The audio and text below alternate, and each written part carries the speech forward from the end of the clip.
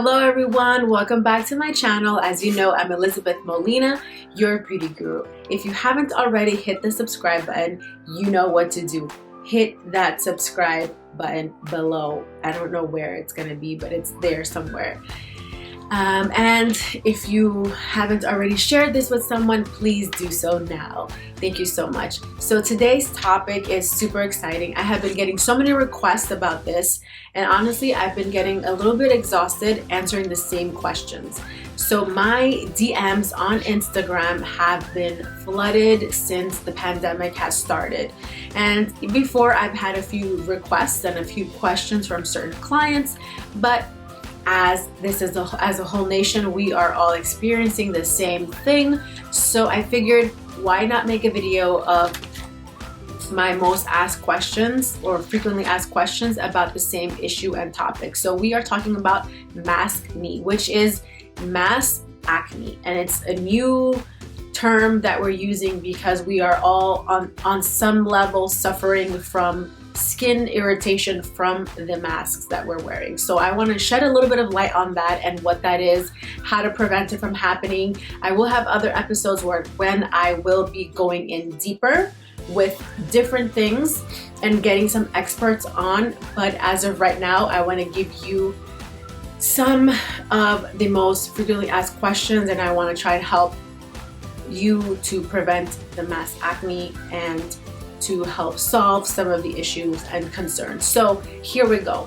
First of all, I want to talk about what is mass acne. So mass acne is basically when you have different types of bacteria that are being concentrated in one area. So depending on the mask that you wear, it's very important to, one, read the instructions in the masks. If you're wearing disposable masks, know that they are disposable for a reason.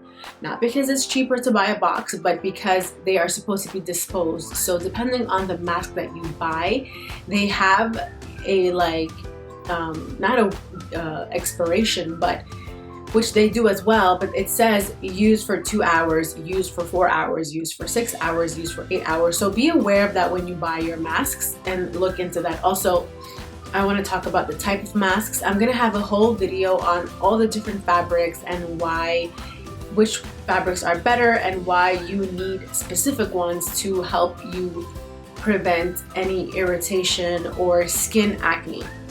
So for the reusable masks, we want to use cotton because I will go into this in other videos, but such fabrics like polyester or poly blends are not really wick resistant and also don't have a good airflow, which is part of the big issue when you're talking about face acne from the mask, because you are literally covering your face with a mask, breathing in the toxins, the dirt, the bacteria, and now it's not able to breathe. So you're just breathing in that constant moisture, that heat. It's getting really marinating in there with the bacteria, just to paint a picture of what's happening. So that's one. So make sure that if you get a mask that it is cotton. If you're getting a reusable mask, also make sure that you are cleaning the reusable mask, following the instructions of the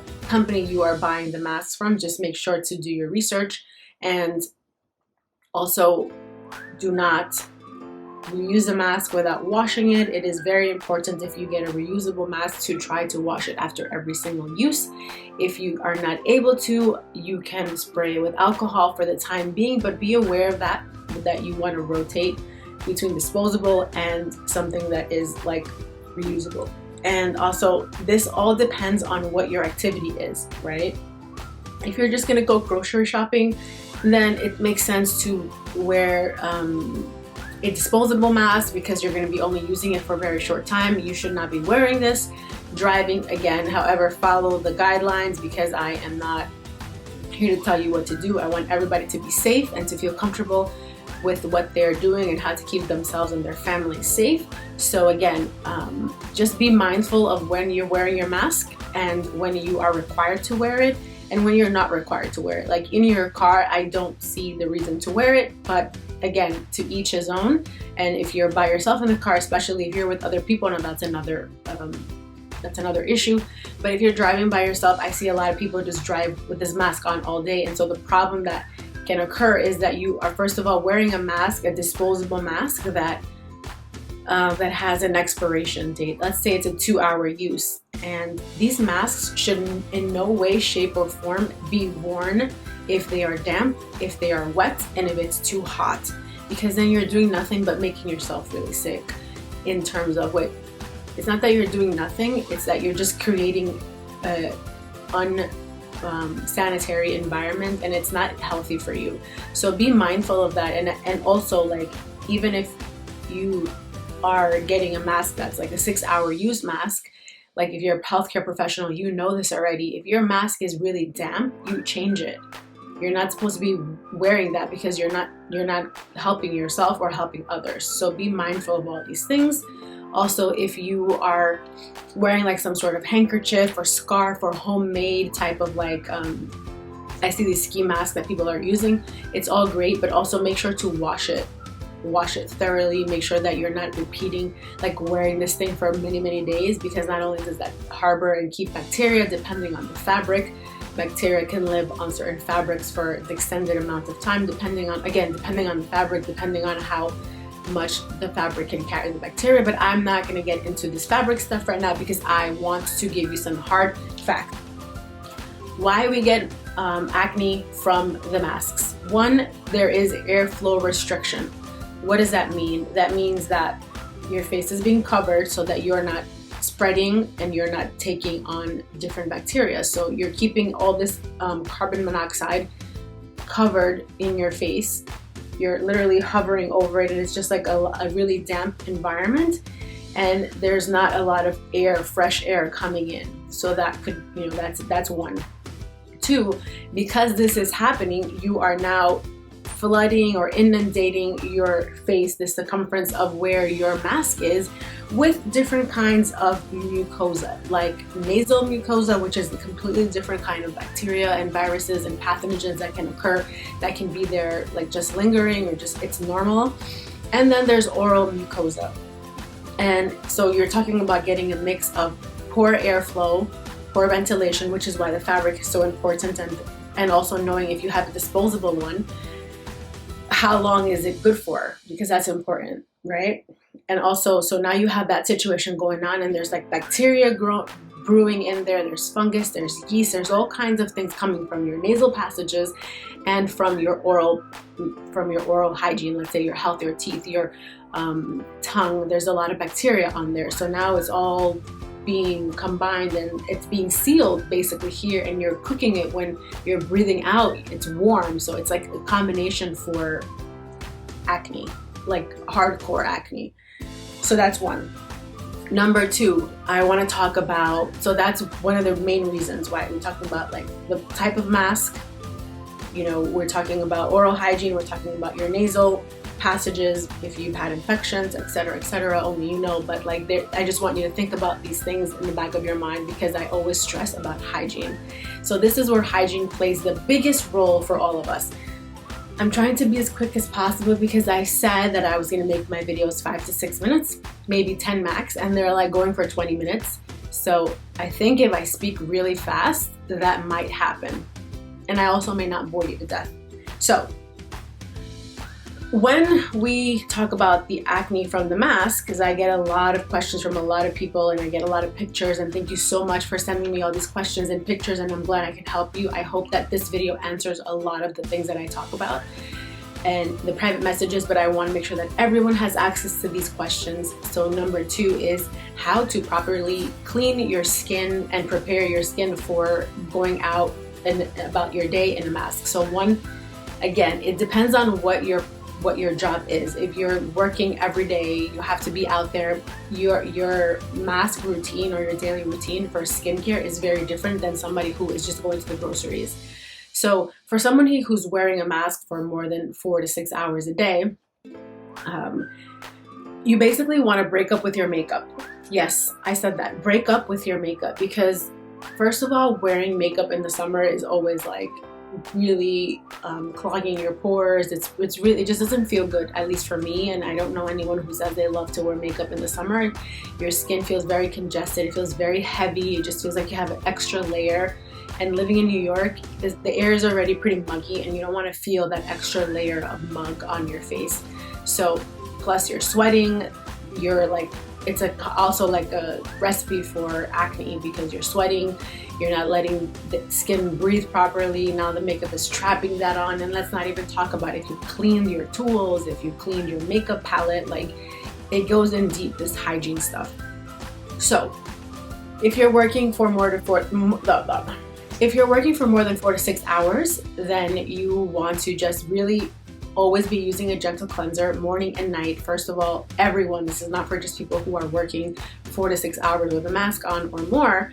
It's for everyone. When you are wearing a mask, and I hope in general you are washing your face in the AM and the PM, but it is crucial when we are wearing masks during this pandemic that we wash our face in the AM and PM with a gentle cleanser that has no fragrance, and it is gentle on the skin.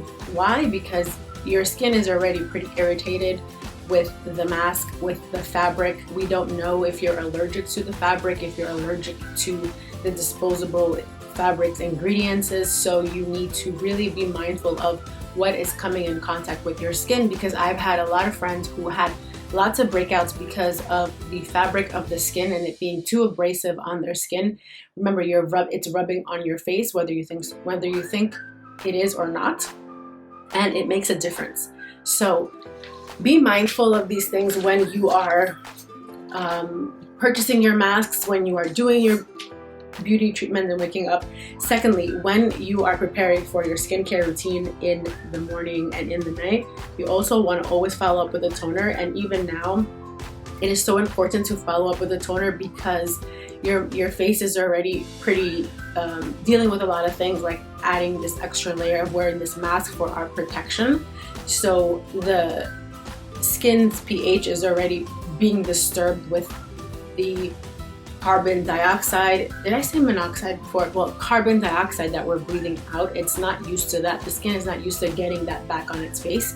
So it is disrupting the skin barrier. And so when we are, like I said, we're doing our cleanser, gentle cleanser, fragrance-free, sulfate-free, try to make it as free as possible from, things that are very irritating to the skin, like essential oils usually, because it is reacting different. Now, these products were not made to be put on the skin and then be covered in heat and sweat for hours. So be mindful of all these little things that may not have irritated you before.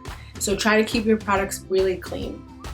Also, like I said, break up with your makeup. So after you've done your toner, because you want to make sure that your skin is definitely ready for what's to come, you want to make sure that it's balanced correctly, because if it is dehydrated or if the pH is off, that can already cause a problem in the skin barrier. Then you want to follow up with some sort of cream that is a little bit thicker, and it will help protect your skin barrier. And what I mean by skin barrier and this type of cream, it'll usually be like a balm or like an ointment or like heavy, deep moisturizing cream, something usually used for the winter, and that is for protecting your skin so that it has protection from things intruding in it, so that you don't get bacteria.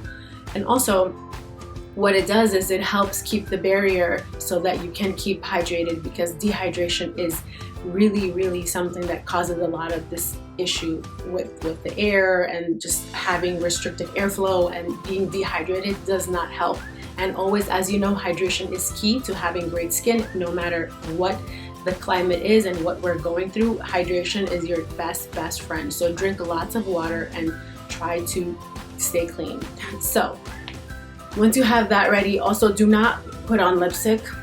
Here is my thing on lipstick. Like, I would suggest for your nighttime routine adding a lip mask, or even using some sort of lip treatment for the night, because you want to keep your lips hydrated. But the thing with lipstick and lip tints and all these lip products, when you have a mask on for so long, it has products and chemicals that, again, were not created to be smothered in heat and humidity with bacteria from your nasal and oral mucosa. It is it was manufactured and produced and tested to be out in the open air, not to be covered in heat. So we don't know what potentially could happen when you're breathing all these things and you're changing the chemistry, or that you can be like leaching that into the skin, the surrounding skin, and that can be irritating for you. Because again, that tint or that product that was in the lipstick was not created to be put on your cheeks or your chin.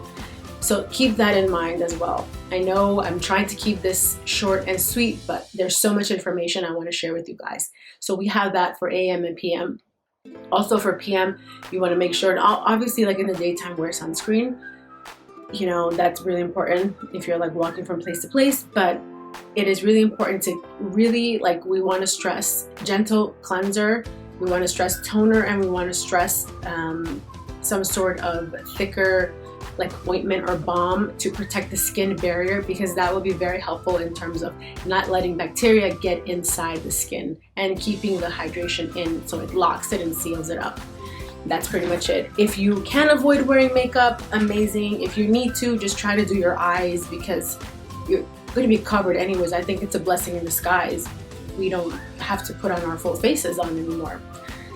So anyways, another thing that I want to quickly talk about is gum chewing. So when you chew your gum under a mask, I don't know if you've ever noticed, but when you chew your gum under a mask, or in general, there's little bits of spit that comes out of your mouth. And usually when you, and even when you talk, but usually when you're chewing gum, you don't have something covering. So if you don't have good oral hygiene, meaning like you're not visiting your dentist regularly, you're not flossing after every meal, you're not brushing your teeth after every meal, you know, this could be a problem, because you are spreading that bacteria onto your face.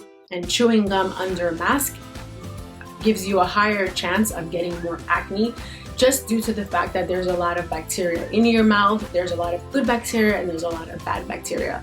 And so that helps produce enzymes. It helps you start the digestive process.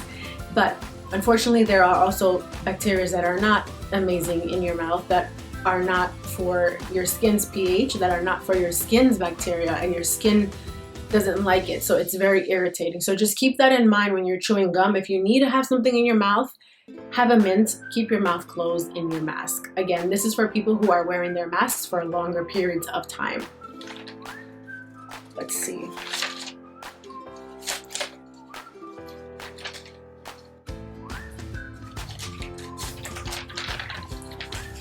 If you are going to be wearing a mask for a short period of time, like going to the grocery store or just running basic errands, I would suggest, I mean, obviously disposable masks are great because, like I said again, you know what you're getting. You're going to use them one time and that's it. You know, there's a specific way that you're going to throw your mask and dispose of it. That usually should be in the instructions, which people should be reading. However, many people aren't. But I would say it's pretty clean cut. Also, like, try not to wear makeup, because this is the time to break up with your makeup. Do not go crazy. Like, don't worry. Everyone is really stressed out with what's happening. So you don't need to do that. You're going to save money on the makeup, and your skin will really thank you for it in the future because you're giving it a break. So if you must wear makeup, just be very cautious of the kind of makeup that you're wearing, because again, all these ingredients that were in the makeup and that are in the makeup and in skincare products were not meant, there was not research on them being under this kind of new environment. There's no company that said, oh, let's make a makeup that you can wear under your mask. I mean, that's a thought. But that would be completely different chemical components, that would be completely different ingredients that would be stable and help combat like bacteria entering the dermis. So think about these things, because that is not what these products were created for. They were created for just to be natural, like air, and not be compressed or heated or anything like that. So just keep that in mind. Let's see. I did speak a little bit about the types of masks and why. Okay, so properly removing the mask. Usually if it's disposable or reusable, you want to fold it in half, because that's where the bacteria is. You want to fold it in half, and usually want to have a case for it. And when I mean a case, like a Ziploc bag or some sort of bag where you can put it in if you're not going to be able to wash it immediately. And then you do not want to touch your eyes, your mouth, or your nose, or anything on your face after you remove your mask. After you remove your mask, you want to go and wash your hands.